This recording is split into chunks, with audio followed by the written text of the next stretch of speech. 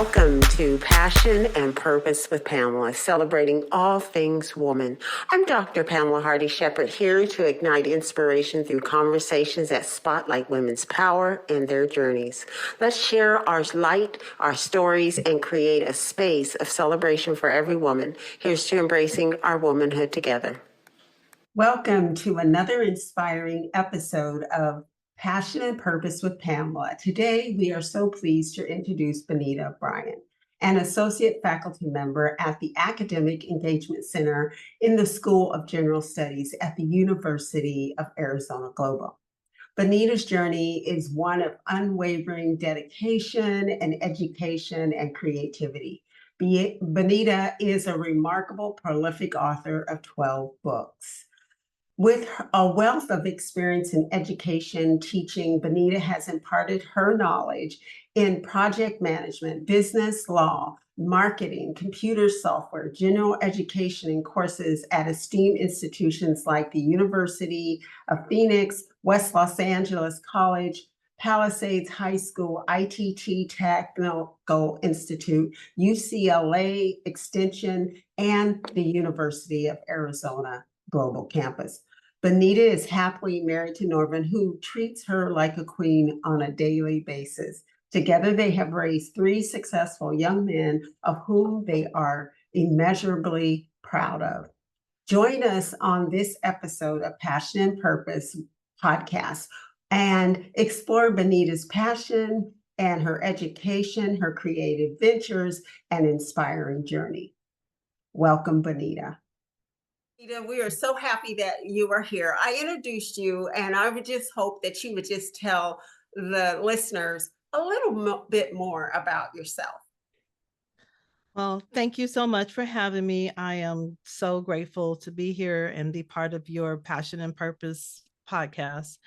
I think what I would like to tell people about myself is that I have had a long journey of just being a mother, a wife, an employee, and I'm ready for a new journey in life that does not encompass an 8-to-5 job.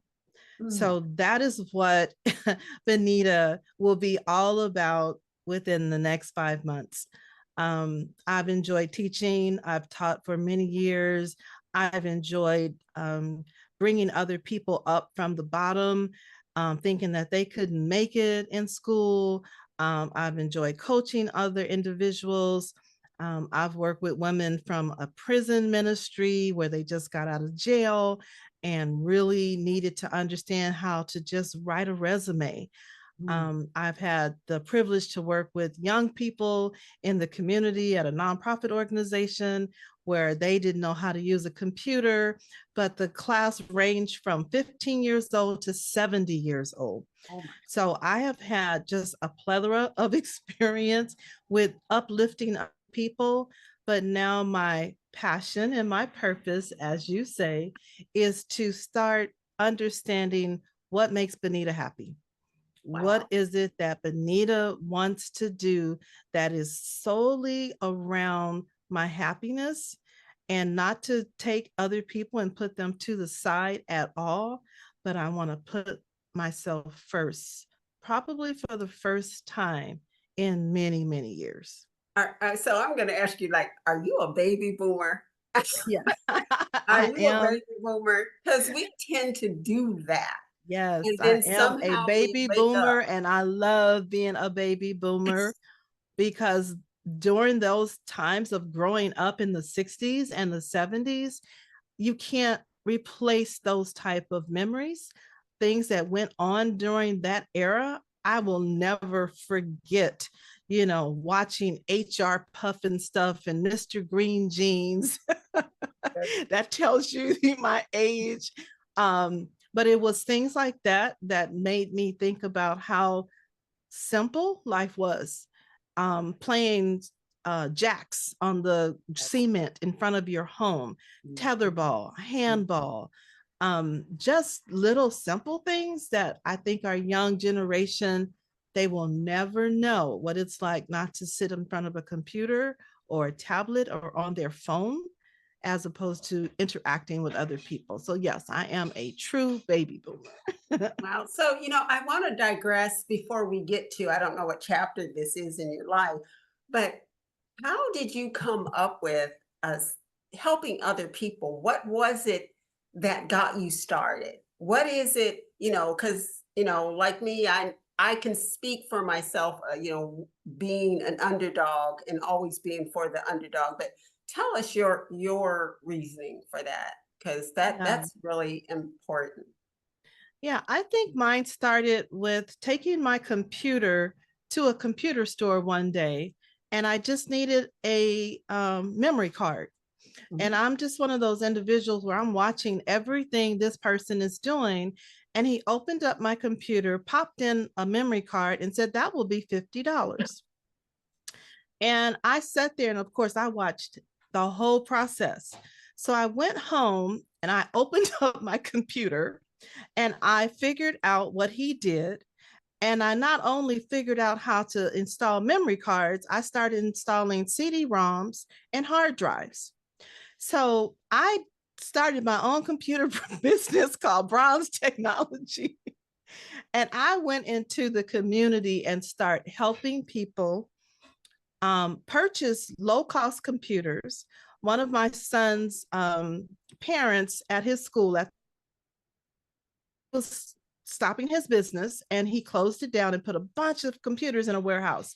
And so Nicholas is like, "Mom, I heard you say you want to start a computer business. I have this person." So I go and I meet with this man, and he's like, "Okay, take all these computers that you want, and then we'll split the profit." So I sold the computers in the community for $150 a piece, Oh my goodness. including the keyboard, the mouse, and the computer. But what I did is I would give them training on how to use the software because they didn't know how to do that. So me and my sons would traipse from Calabasas to LA every weekend, and Oh, that's what we did for years. We went into the community and we found people, and mainly they came from my nonprofit that I was working with through UCLA, um, and it was called Operation Hope. And this young man started Operation Hope to help people in the community, and he opened up a cyber cafe. Well, many of my first clients were the students who came to for me to give them PowerPoint lessons and Microsoft Word lessons. oh my And goodness. my 70-year-old student, his name was William. And I will never forget this man. And this is really what made me want to help people.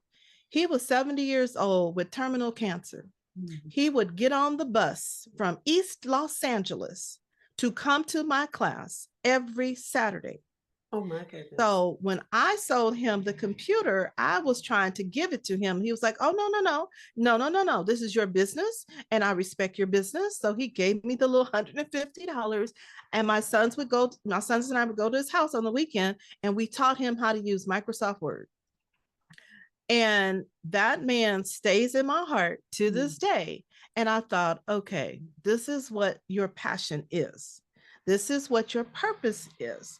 You are supposed to go to the community and you are to help and become technological savvy, but also teach them how to use software to help themselves, like Microsoft Excel. I taught him how to put his little budget in, and he was excited about putting his little budget in the Excel spreadsheet. I I taught my love that. aunt, who was probably 70 years old at the time, how to put her bills into Microsoft Excel. Then her girlfriends would come over and say, "Oh, I saw that you taught your aunt how to do it. Can you teach me how to do it?" So it just turned into this cycle of helping, helping, helping. And at that time, I was charging like $25 a person. And that didn't bother me at all because I wasn't this person who was business savvy at that time, as you can tell with the price. I just wanted to see the smile on their faces when me and my sons walked out the door. And then they would just be so excited about, I just learned a new skill. Wow. That is so awesome. And I love the fact that your clients, the people that you taught, were ranged in age, and somebody who had terminal cancer who would get on the bus. And Yes. see, I like that because It's how bad do you want it? A lot of times Exactly. people say they want things, Hmm. but they're not willing to do what it takes. He did what it took to Yes. get what he wanted. Oh my Yes. goodness. That's And a he powerful and story. he did that up until his dying days, Mm. and my sons and I found out when he passed. We cried, we boo-hooed because he touched our lives in such a way. And you think about all these people who don't want to get up and go to work, don't want to, I don't want to work at McDonald's, I don't want to do this, I don't want to do that, but you don't ever hear them say, but what I really want to do in life is this, and here's my plan of action, and I'm going to take it to the next level. William, who knew he didn't have much time to live, he decided before he left this earth, he wanted to learn how to use a computer. And he did whatever it took to learn how to use a computer. So when I teach my students, I will share that story with them sometimes to give them encouragement, to give them a sense of hope, because there's no reason for people nowadays not to take advantage of learning a skill set. Many times you can learn it for free. You don't have to pay right away if you don't have the money, but you have to have the passion. I love that. And you are so right. You are so right. So we're going to move forward. And so I know that you are a faculty member and you're teaching classes. And so what is different from back then to now? What is different? Yeah, I think the biggest thing is just more rules and regulations Mm. in an adult education space. So you have to be careful when you go into that classroom and present yourself. You have to stay completely above board in terms of the words that come out of your mouth. You have to have compassion. You have to understand. I teach a course called Gen 101, which is the very first course that they take when they come to the university. And so I have people who may not have been in school for 20 years. Mhm. I have people who have just recently been released from prison. Mm. I have people who are homeless, virtually homeless, but still trying to figure out how to get a degree. So Yes. they are my shining stars as soon as they walk into the classroom. And I think the difference with this group of individuals is that they pull on my heartstrings from the moment we start our discussion. It's the moment they give me their first paper, and I have to critique and give them some words of encouragement to give them ways to enhance their paper. I feel like a counselor, at the same time, You are. because some of the things that they share with me, what they're going through, I understand. And so I have to try to figure out how to work with them. And it's like 30 students in a classroom. So you have 30 sets of circumstances and 30 sets of personalities that you have to figure out how to navigate. But I love teaching adults. That's always been my passion. I taught for West LA College first, and that was my first introduction to teaching adults. And I realized that it was way different than teaching in a high school environment, which I only did that for a short period of time because I realized that was not my space. Mhm. That wasn't my space. But when I started working with adults, that was where my flow. I got my flow. I understood what they were going through because I was 38 years old when I got my first degree. And so I could relate to them and I Yes. can share my story with them. And when I do that, then they just open up like floodgates. And that's where I'm sitting there just beaming now because I'm like, tell me more. Tell me, what is your purpose? What is it that you want to do? What's your goal? And then we do something called SMART goals, and they have to literally write their SMART goals down. And basically, with SMART goals, they have to have something that is specific, that is measurable. They have to, make sure that they are writing things that it has time management, a timeline involved. And sometimes they don't know what that means and how to do that. So I get the pleasure of walking them through this process. And then at the end of the course, they're just like, oh my gosh, I have a goal now and I have a set of instructions to help me get to that end goal. So I wanted to ask you because this was my experience teaching in the classroom face to face, Mm-hmm. fostered teaching in an online environment Yeah. because, and you tell me if I'm incorrect, but I always believe as somebody who's teaching in an online environment, you have to be able to read behind the words and be cognizant of the words because your words have a tone. I always say the students have a PhD in reading behind your words that come that you write down on a paper. And if you can Yes. express that, I'd love to hear your thoughts on that. Yeah. So in the online classroom, you have to rely on your words, but I also use video. So Mhm. I videotape myself and I send a video to every student in the intro week so they can understand who they're talking to. They can get a feel for my freckles on my face and my expressions on my face. And that helps a lot. I also do audio recording so they hear my voice. And if I do an audio, I don't usually do a video with it. I'll just do audio and I'll do response back to their feedback so they Mhm. can hear my tone. But Mhm. when I'm having to respond in a discussion, I am this person where I will put a really nice image that I find on the free image somewhere, and it's usually going to be words of encouragement. You got this. I know you can do this. If I know a student is really going through something, I find one that's more based on being compassionate about their situation. So I try to incorporate as many things as I can to make it feel like we're still in that real time brick and mortar space. Yes.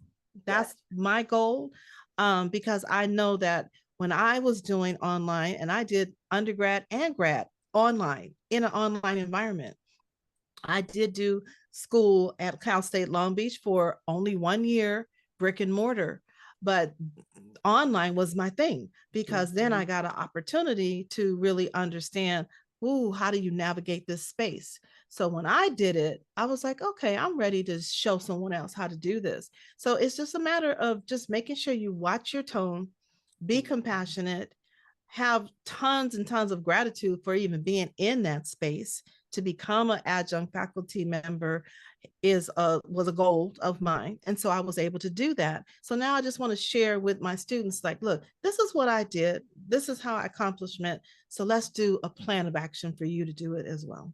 I love it. And you're a woman after my own heart. You really are, because you are a giver and you really like to help people and help bring people, let them see what they can achieve, and you show them that. And so I am so grateful to you for that. Oh, So thank you. you are so welcome. And and all your creativity.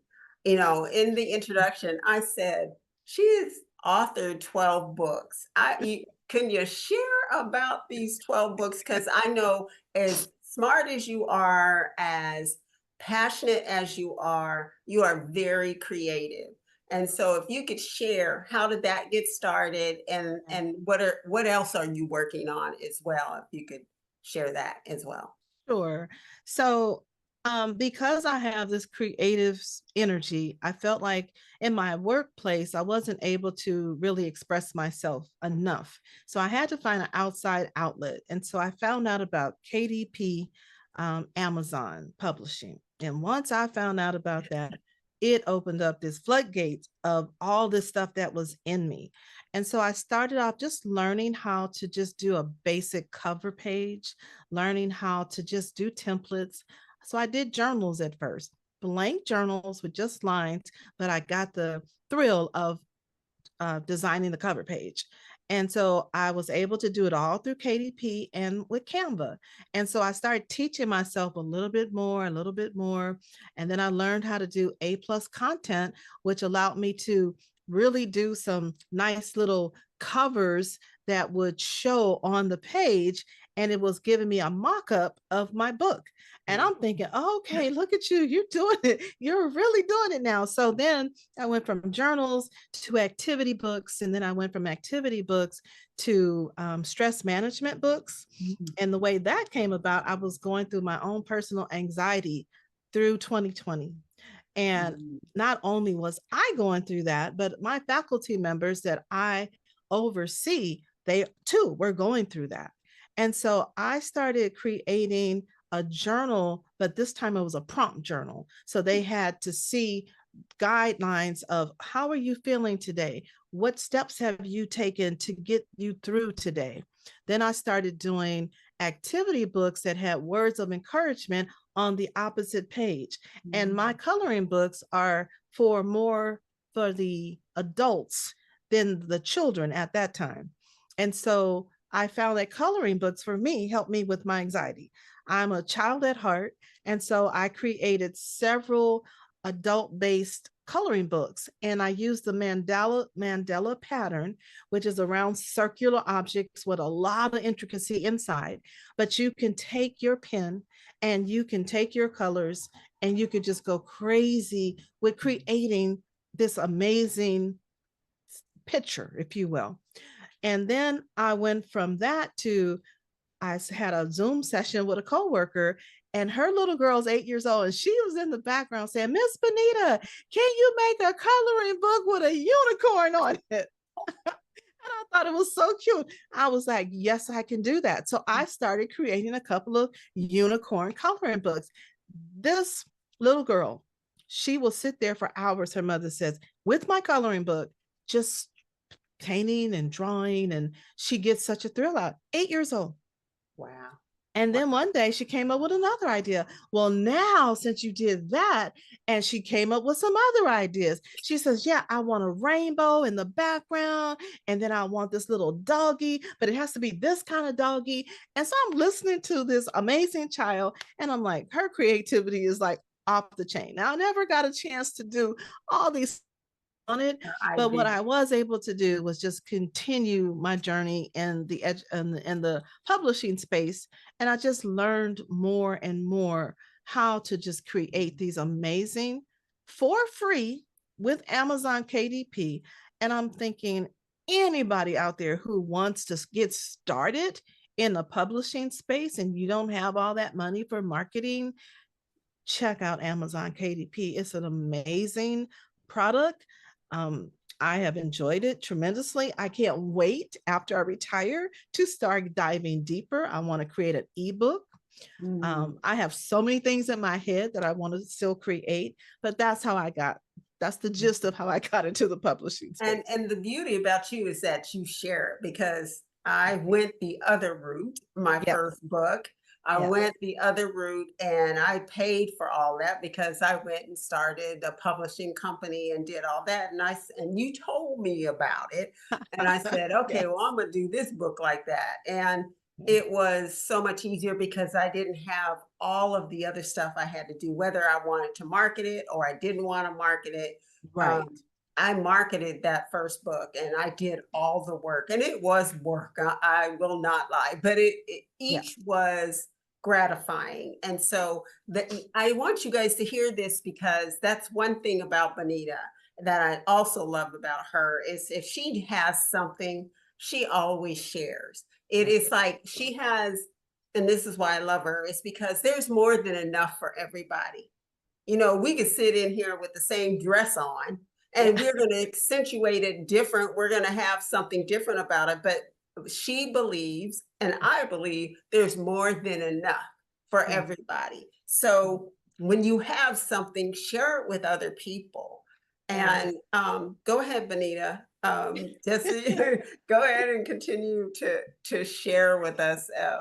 Well, you mentioned what other things do I have in my, in my data bank. I call it the Bonita's head, is what they hear me say this at work. You know how Bonita's head works, and it works crazy. So my next venture that I really want to get into, I designed in my home a gallery wall.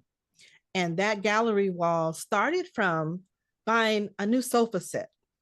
And I said, nope, I need something that's going to complement my new sofa set. And it all started from some wood background wallpaper, white wood, and I put that on the wall, my husband and I. And then I started going to Temu and I saw all these amazing jazz prints. So here's the jazz theme for reason why that started. When I was 7 years old, my uncle had a jazz room. And in his jazz room, he would play Miles Davis. He would play Earth, Wind, and Fire. I was 7, and he was a jazz buff.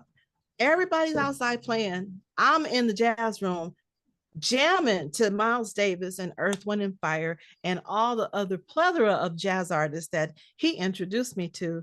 So that wall is a tribute to him. I have jazz musicians on the wall. I have pianos. I have bass guitars. I have saxophones. I have people dancing in a party environment. And that's what their home was to me. So Uncle Jack is who I contributed to, his wife, Aunt Dot, that you'll hear me say often. But that's how I grew up. I grew up with that room. And so my wall is that way. So in the future, I would like to create walls in other people's homes that give them some type of memory experience, going down memory lane, and just take one wall in their home and just let them tell me, what is it that you believe that really made you who you are today? What is that thing that you grabbed onto and you always remember? And I would love to start doing that. Just give people a wall in their home to just have that peace of mind and just look at it every day and go, yes, I remember those days. I remember the good times. Or I remember that aunt, that uncle, your mom, your father, whoever it may be. Just, I really want to go to that extent now. I love that because many times, whether we're a visual person or not, when you sit back and it's like what's in front of me is my vision board, and Yeah. it gives me hope, and to me that's what that is. It gives you a sense of hope and Yeah. memories and Yeah. things that you want to continue to create. And Yes. so we'll be looking forward to that. That's going to be really, really Yeah. super. I, So I, I equate it to a big giant vision board. yeah, that's what I like that's that. what I thought about when I finished. I was like, yeah, because I was a vision board person too for many years. And you and I have talked about that many times, where the vision boards are amazing tools for you to structure your destiny. And so for years I did vision boards.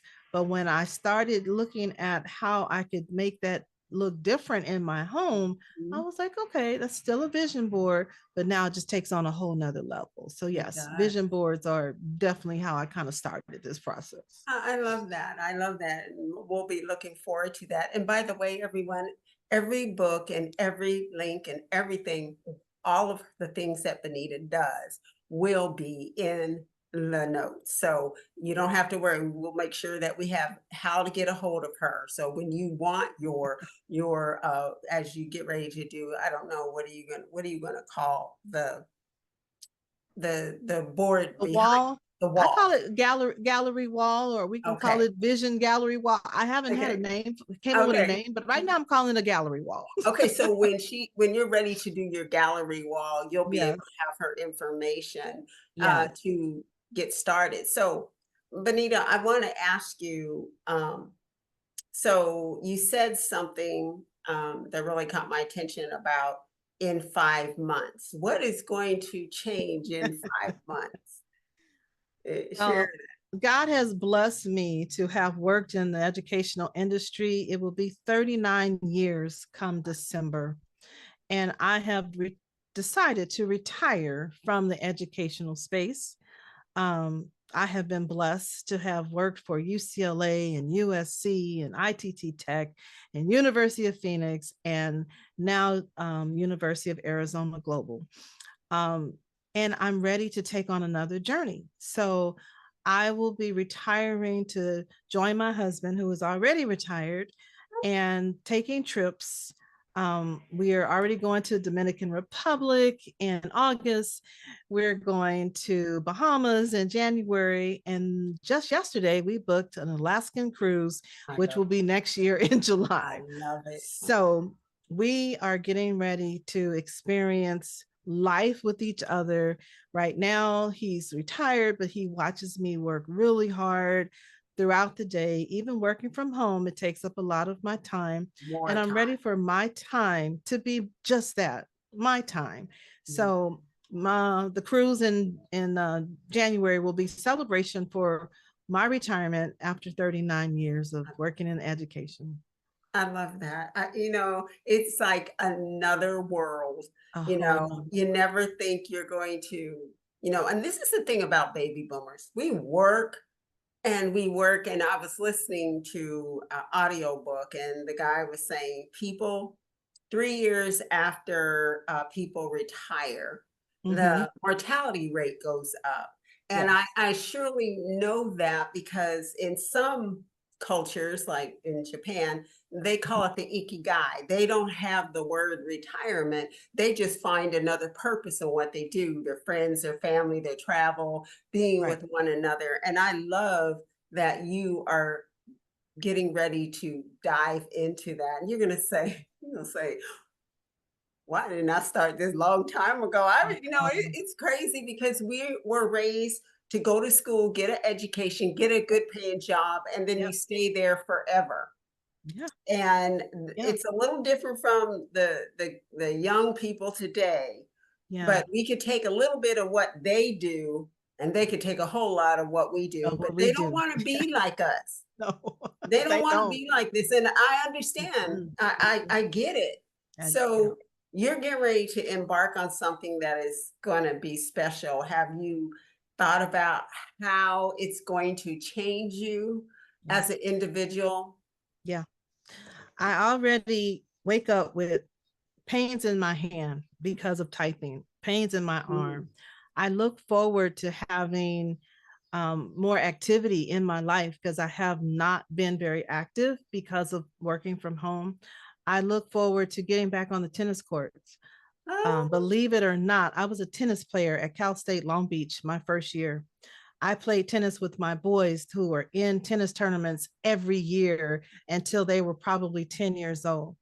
And so that activity that I had back then created a healthier me. And I want to see her again. I look back at my old pictures and I look at myself now and I was like, yeah, working from home took a toll. I asked that on my vision board in 2016 for me to work from home full time. I got that. yeah. I was granted that opportunity, but I never knew the toll that it would take on my body. So, what I see is waking up and then just having the ability to not have a to do list if I don't want to, That's right. having the ability to get up with my husband who goes to different, who he joins marathons almost every month. I'm sitting here looking at 3 of his medals right now for marathons that he just ran within the walked, I should say, in the last 2 months.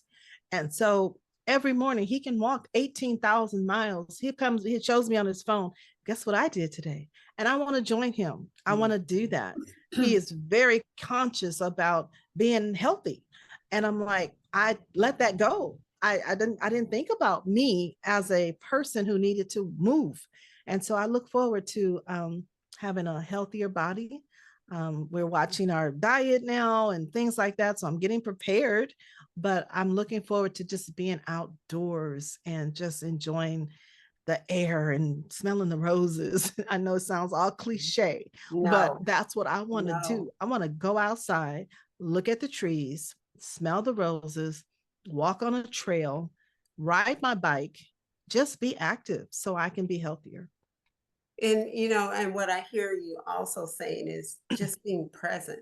Because Yes. as when we think about when we work from home, and I remember I used to have a bottle of Excedrin that sat on my desk Yes, every you day. told me. And when you work from home, you actually work longer hours. And Yeah. so by the time you get off, you're not trying to think about working out. That isn't like what you want to do. No. But you when you think about it, and you're doing your own thing, you have more joy. And you know what? I have joy absolutely doing nothing. Yeah. When I walk the dog in the morning, I look at the trees, I look at the sky, I look at the clouds. I didn't have time to look at clouds before. I I didn't look know. at a cloud.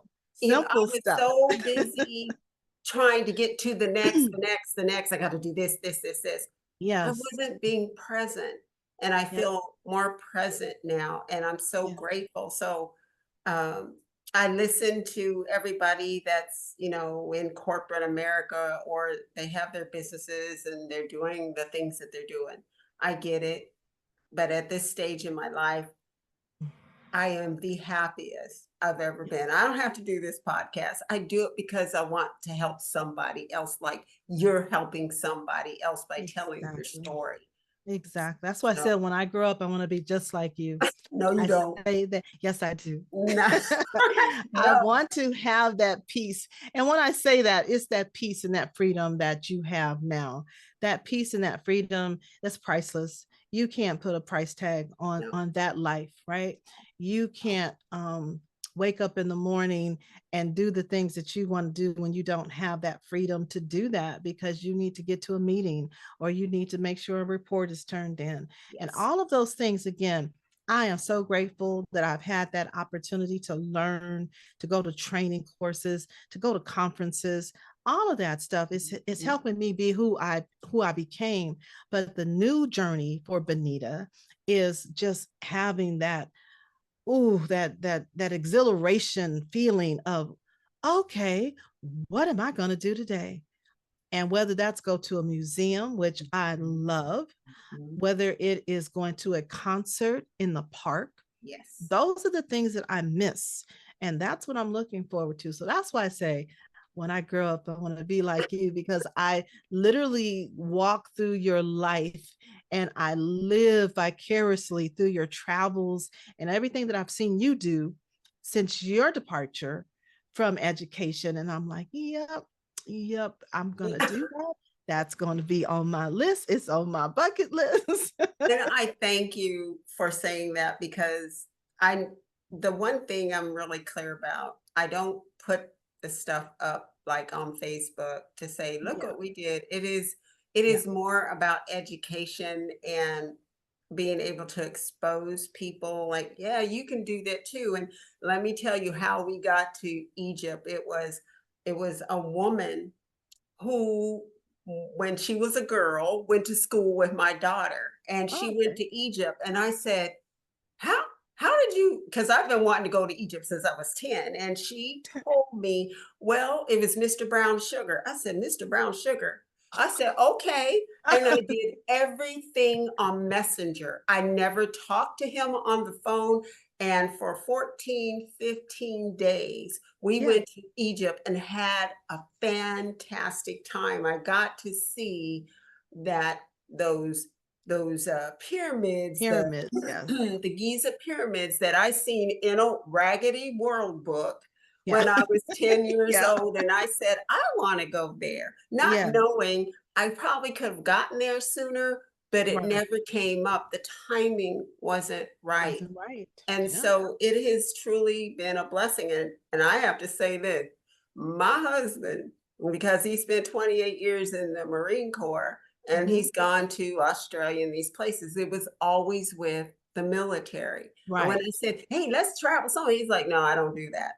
And I was Yeah. like, no, you don't do that. I don't do that. No. But then it was baby steps. And now Yeah. he's like, oh, we can go wherever we want to go at this He's point. hooked. Yeah. All it takes is that one trip, that one excursion that's gonna make you change your perspective. And so I'm It glad that he does. jumped on board because you guys are definitely enjoying life the way it's supposed to be enjoyed. Seeing It the really world, is. not just staying in, Oh, no. one location. For years, Mm-mm. I was in California and had not ever traveled outside of, I you didn't know, want to travel outside California because I thought that was the best place to be, coming from Iowa. I did too. I did too. I was born and raised there, but after a while, it wasn't until my mother's passing that I felt the courage to travel outside of just California. because I wasn't going anywhere when she was still on this earth. That just wasn't going to happen. But when she went on to be with Glory, I was like, okay, mom, I think I can do it now. I can take those baby steps and move to Texas. Who knew I would Oh ever my move gosh. from California to Texas and then move from Texas to Illinois? Okay. I was like, you are just doing it. And I'm like, yes. And it might sound trivial to some people, No. going from California to Texas to Illinois, but the difference in those three states is Mm, massive. And yes. so, what I'm learning and what I'm seeing and what I'm experiencing, the snow in Illinois, I'm just like, oh my, the Yes. snow. Now, people who live here, they're like, no, you get over that Yeah, real quick. yeah. I don't like to see my husband shoveling the snow in our walkway because that's a lot of work. But other than that, I love seeing white snow on the ground. I Mhm. love seeing the deer prints in my front yard. Freaks me out at first. The first time I was like, what What is is that? that? He's like, don't worry about it. It's a deer. I'm like, a deer is in, he's like, yeah, they're right across the street. Okay. I'm from California, not used to those kind of things, but I love it. I love it. Wow. Wow. Well, I want to ask you if there is something that you wanted, something or several things you wanted to share with women. What are those things that you want to be very clear and concise about? Just, list them, say them, tell us what it is, because you have an amazing background, and I just want you to be able to tell us what it is that you want to tell us. So I would say stand up for yourself, number one, because I think as a young woman, I had really hard time doing that, especially in corporate America where you work with a lot of different types of women, um, different from different persuasions. I didn't know how to stand up for myself and Mm. speak out. And I would say never lose your voice, stand up for yourself, speak your truth, show up in your perfect space as yourself, authentic self. That's number one. Number two is get the education that you need so you can propel yourself forward. Don't procrastinate. And it doesn't have to be your traditional method of getting education. Whatever you can afford that will allow you to go forward in life, do that. Whether it's a Microsoft class, whether it's a certification program, whether it's community college, whatever it takes for you to just move forward. Because I see so many of our young women and they're stagnant in terms of going forward and they're not really sure how to do it. And finances play a big part in that. And I understand we're in an economic downward spiral and Mhm. people don't have that those funds, but there's free services out there, there's grant opportunities out there. So I would say just be resourceful, research, and figure out what it is you need to do to go to your next level. And I think the last thing I would say is just have ultimate respect for yourself at all times. Mhm. Don't ever let anyone downplay who you are, what you are capable of, and how you plan to show up in this world because you control your destiny, not other people. The one book that I have in my head is about other people and the power we give other people. Mm. Because I Oh, did that so much in my younger years. I worried about what other people thought, what they would say. I would try to mimic the women in my workforce because I thought, oh, let me straighten my hair because I can show up more and look like a professional if I straighten my hair. If it wasn't that, it was trying to dress like they dressed. And I lost myself in the process. So I would say always be who you are. Of course, in a corporate environment, you can't show up just any kind of way, but you can show up in clothing that suits who you are. You can wear your hoop earrings. Wearing hoop earrings like the size I have on now. Oh no, I wouldn't dare do that back in the day because oh, that's not very professional. mhm, So mhm. show up who you want to show up as, respect yourself at all times, move forward in life with education, and then just never lose yourself to anyone else's comments, words, or opinions. Just don't do it. That's powerful. That's powerful. Now, I just got to digress just one thing you said, because you said, be your authentic self. What Yeah. is that? What does that look like? Yeah. What is that? Can you So explain? when you get up in the morning and you look in the mirror, you can see your, like for me, I see my freckles, I see whatever little flaws that I think are flaws, but that's still who I am. That's part of me. So when I walk out the door, if someone doesn't like the freckles, oh well, you just have to deal with that.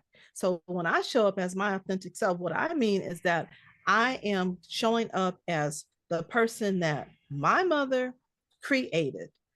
Whatever that means to other people, that might not, I might not show up in the right way. I might say things that's not really the way that other people would say them. In Zoom meetings, I have to catch myself all the time because I might want to say this, and that, but I have to pull back. But I still make sure my voice is heard, and I catch myself and I still present what it is I feel that I want to get out. So when I say authentic self, it means just say what you have to say, dress how you need to dress, be comfortable in your own skin at all times. I love it. I Yeah, love it. Oh my goodness. We could go on I know. forever because I just love talking to you. We didn't get into the other part about men and husbands and things. So Right. my question to you is, will you come back? Because we have to have a conversation about that as well. Absolutely. Absolutely. All you have to do is call. You know how to find me. You and our conversations are something I look forward to. And you know that. Hours and hours of talking on the phone. Now I get to do this with your podcast space. And I just want to say I appreciate you. I appreciate your space. I appreciate everything that you've ever done for me in my life. You are a blessing ever since I met you. So keep being who you are. And I get that authentic self piece from watching you Oh every my single day. gosh. Thank you. See, now I wasn't prepared for that. I I'm really sorry. wasn't. I really wasn't. I'm Um, sorry. thank you. You're Thank welcome. you. It's really heartfelt because from the first day I met you at work and walking up there, it was like a mirror. Yeah. I seen a mirror. So what you are saying to me, it is truly what I see when I see you. And I'm grateful for our relationship. And I'm grateful that you're going to be doing some fantastic things because I'm going to be able to live vicariously through the things that you do. I'm so looking forward to the joy that you and your husband will have. And I Oh, thank you for coming on to this podcast because I'm honored to have you here. And so I'm going to invite you back and okay. we're going to do that girlfriend talk about husbands and relationships and Yes, stuff. without a So doubt. we just thank you so much, Bonita. Thank you for being here and Welcome. we will see you soon. Thank you. Thank you. Bye bye. Bye bye. Thank you all for joining us today on Passion and Purpose. It's been wonderful to connect with you, and I hope you found our conversation as enlightening and inspiring as I have. A huge thanks to our guests who contributed to the discussion and shared their experiences and insights. Your stories are the heartbeat of this podcast, and it's a joy to explore our passions and purpose together. I'm Pamela, reminding you to live with passion and purpose. Until next time, take care and keep reaching for your dreams.